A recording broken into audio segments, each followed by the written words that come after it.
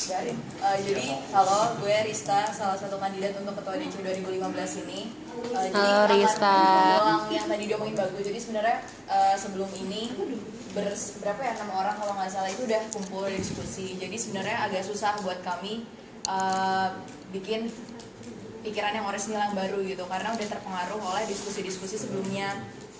Jadi di sini pokoknya mau ya udah kita lanjut dulu. Pertama yang belum menurut gue yang belum kita lakuin di angkatan kita adalah samain persepsi apa itu Dekan Cup. Kita tuh cuman kayak ngobrol kalau kita mau seperti apa, tapi kita nggak tahu apakah di pikiran kita Dekan Cup itu udah sama atau belum. Sebenarnya gampang, Dekan Cup itu adalah suatu event dilaksanakan oleh tingkat 2 pada tiap angkatannya, dan dalam hal ini kita yang akan tingkat 2. Dia adalah suatu acara olahraga di mana kan mengikut sertakan berbagai kontingen, yaitu setiap angkatan termasuk staf dan PPDS. Di sini harusnya nilai yang diangkat itu adalah sejawatan, dan emang itu nilai yang harus ada di setiap acara. Jadi kalau misalnya kita kayak pengen rebel atau gimana, kita pengen kenapa sih Dekan Cup tuh harus ada gitu, kenapa nggak dihilangin aja ya. Kalau kita pengen ngilangin, kita harus bisa gantiin nilai-nilai kesejawatan itu yang harusnya bisa dapat oleh acara lain gitu. Karena itulah Dekan Cup ini ada. Kemudian get real juga, masalah per tahunnya adalah dana yang nggak sedikit. Jadi di sini kenapa gue paparin ini sekarang, karena pengen supaya jangan idealis gitu. Kita juga akan nemu masalah ke depannya kan. Soalnya dana dan emang udah dibahas banget. Nah kemudian salah satu yang paling penting adalah kita yang melaksanakan ini. Kita sendiri nggak boleh mager. Kita nggak boleh mager, dan kita harus niat.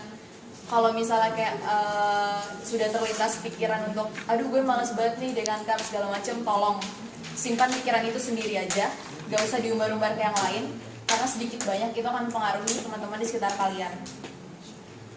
Nah kemudian Dekan Cup 2014. Jadi ini Dekan Cup yang lagi jalan sekarang, panitianya angkatan 2012. Kalau bisa kita lihat, ini adalah Dekan Cup yang salah satu hal yang paling disayangkan adalah kita nggak bisa berkaca sama Dekan Cup yang ini.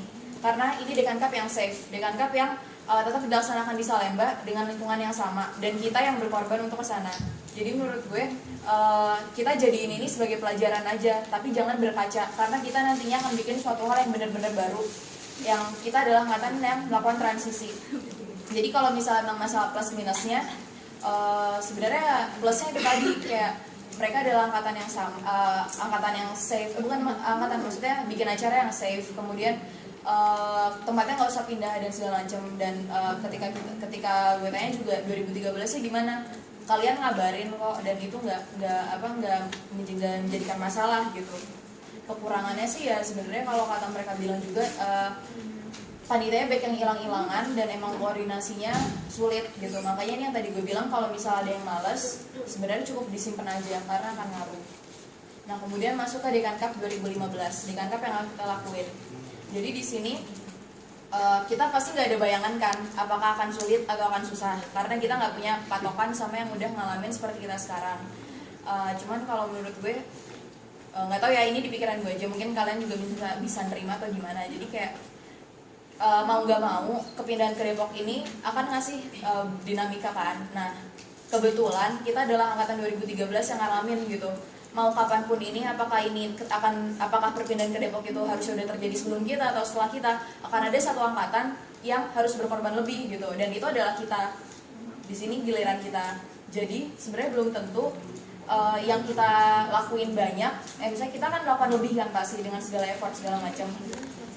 Tapi belum tentu keuntungannya akan balik ke kita dalam jumlah yang sangat besar. Cuma itu adalah keadaan kita sekarang gitu. Mau nggak mau kita harus terima, karena ini adanya di kita.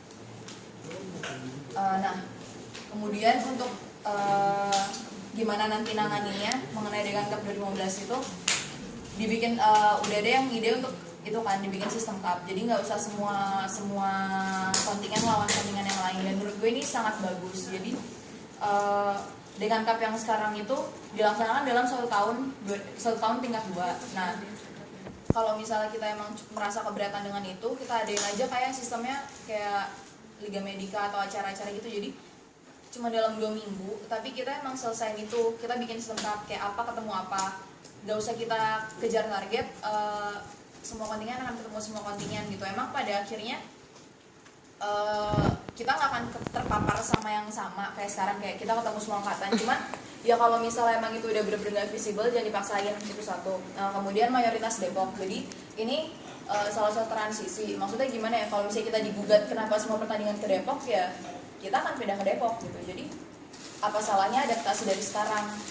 Nah kalau misalnya untuk yang bagaimana dengan klinik segala macam, itu udah sempat dibahas waktu yang kemarin di FC, mungkin kalau ada yang datang. Jadi kalau misalnya kita bisa memaparkan bagaimana keadaannya dan kita ngasih alasan yang rasional, nggak ada alasan untuk kita ditolak gitu sebenarnya kalau memang itu yang ada sekarang. Dan mereka juga ya nggak tahu kondisi Depok tuh sebenarnya kayak apa. Jadi kalau misalnya ini kita harus ngasih yang emang kondisi kita sekarang, karena cuma kita yang ngerti.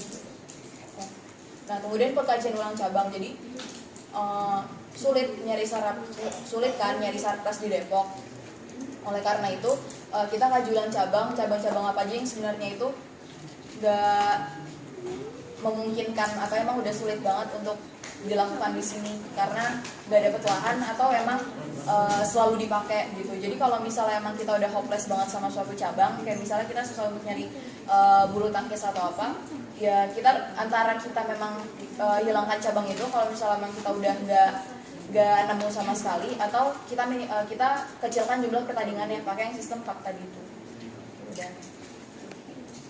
Sekian, gue udah nggak tahu ngomong apa lagi. Oke, makasih Risa. Tinggal sesuatu nggak apa-apa lo deskripsiin diri lo. Gue itu adalah seorang organizer yang jelek.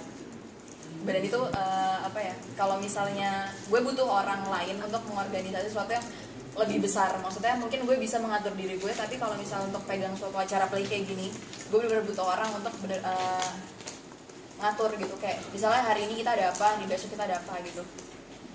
Itu satu. Terus kemudian gue mungkin gue bisa konsep tapi gue nggak bisa teknis. Gue bisa kayak misalnya gue pengen ada acara ini supaya kita dapat nilai ini dengan tujuan ini, selesai. Tapi ketika udah kayak kita akan undang pembicara nih namanya si ini, tempatnya di sini, jam segini sampai jam segini, dengan ntar kuotanya segini, baik. Gue nggak bisa banget kayak gitu.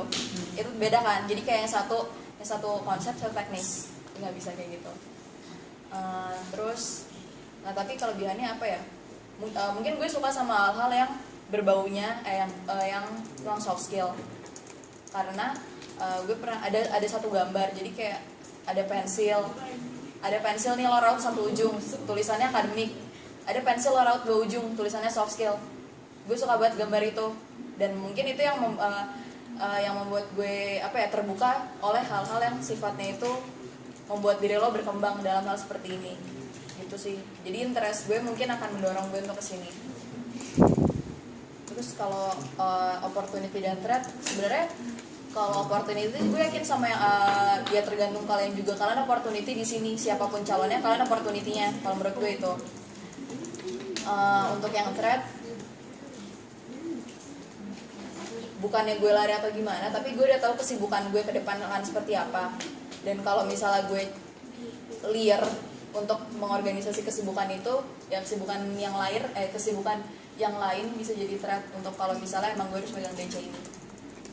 Dan kenapa gue bilang kesibukan gue ganggu, karena gue sudah merasakan itu gitu. Kayak ketika gue harus ngurus yang lain, gue harus mikir untuk ini.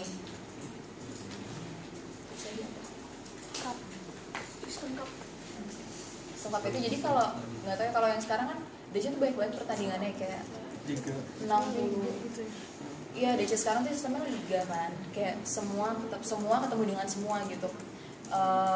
Kalau nggak salah sampai EPT kemarin tuh masih sisa berapa banyak pertandingan sih yang masih ada setengah gitu kan, kayak masih ada 30 sekian pertandingan tuh belum jalan, dan itu banyak banget. Nah kalau misalnya cup itu ya kita random aja, kayak misalnya ada 4, ya A akan ketemu B, C akan ketemu D. Kalau misalnya A yang menang dan C yang menang, mereka akan tanding. Kebayang nggak?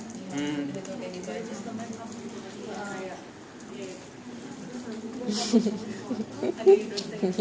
Dan sih, nggak apa-apa deh, nggak apa-apa.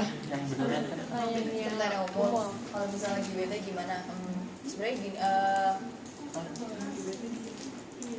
Ngajakin teman-teman yang ya, kalau lagi bete kan, jadi gini. Ada yang bilang katanya pendekatan personal atau segala macam atau apa. Cuman gue sudah, kalau misalnya yang sudah pernah gue alami, agak sulit sebenarnya untuk lo selalu mengedepankan personal gitu. Jadi kita lihat situasi, kalau misalnya emang itu dalam keadaan mendesak banget, tapi misalnya kayak ya anggap itu udah mendesak lah, kategori mendesaknya seperti apa, nanti mungkin kita nanti tahu. Tapi kayak terus ternyata si anak yang bertugas untuk ngadepin pertandingan itu, untuk ngurusin hal itu, kayak dia kabur atau apa karena jenuh. Ya sebaik-baiknya orang, sebaik-baiknya kita siapapun nanti pasti akan bete kan. Jadi ya jujur aja, maksudnya di sini mungkin gue bisa ke dia dalam sehari-hari bersikap personal, tapi dalam hal ini untuk DC ini please profesional.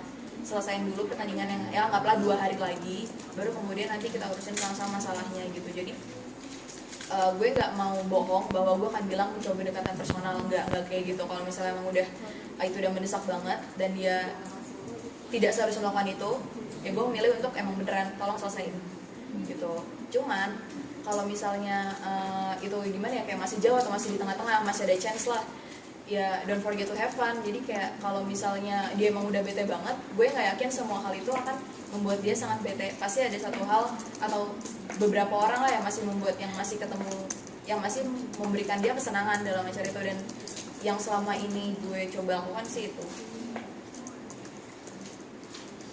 Baiklah, terima kasih Rista untuk jawabannya. Ada lagi yang mau bertanya teman-teman? Dibuka sesi tanya jawab yang kedua untuk 3 pertanyaan.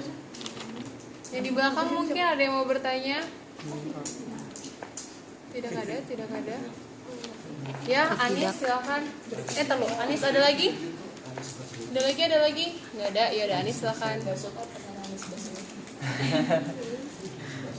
Apa ya, sekunder, kalau misalnya kita nggak ketemu yang primer, itu apakah DC akan sistemnya sama atau enggak gitu. Jadi yang kata Kap dan DG itu, kalau kita udah benar-benar ketemu jalan buntu, gimana kita menangani Salemba dan Depok yang orangnya kan susah ketemu gitu. Cuman kalau misalnya ditolak, menurut gue soalnya sebenarnya tergantung sih apakah kita kan berani jujur atau enggak. Nanti kan di apa namanya, kalau misalnya tanding DC pun emang, kalau yang gue tahu ya, kayak beberapa orang, dan sebenarnya mungkin semua mengakui bahwa meskipun ketemu tapi nggak akan sekenal itu juga kan, kayak at least tahu muka doang gitu. Nah jadi sebenarnya yang dirasakan pun tidak akan sekencang itu. Jadi itu adalah kayak ya udah kita pernah ketemu muka, selesai gitu. Tapi kalau misalnya, nah jadi daripada kita kayak mengorbankan yang terlalu susah untuk sebenarnya hal yang nggak signifikan, coba kita pakai cup dulu gitu. Dan kalau menurut gue gimana ya, DC yang sekarang ini cup atau liga atau bentuknya mungkin tidak akan bagus gitu. Emang ya harus realistis kalau kita nggak tahu nih ini akan berujungnya kemana, karena kita belum pernah sama sekali dengan kondisi seperti ini gitu. Dan emang batu loncatannya di sini gitu. Kalau misalnya nanti ya harus ada forum lagi sama kontingen-kontingen lain, menurut gue itu yang harus diomongin. Baiklah, masih ada waktu. Kita buka sesi tanya jawab selanjutnya. Masih ada yang mau bertanya lagi? Ada nggak? Ada ngantuk nih. Imam, stand up dulu, Mam. Kan dihitungin, Kak. Ada yang mau bertanya? Mungkin Rania mau bertanya? Enggak ada. Tadinya mau nanya. Tania.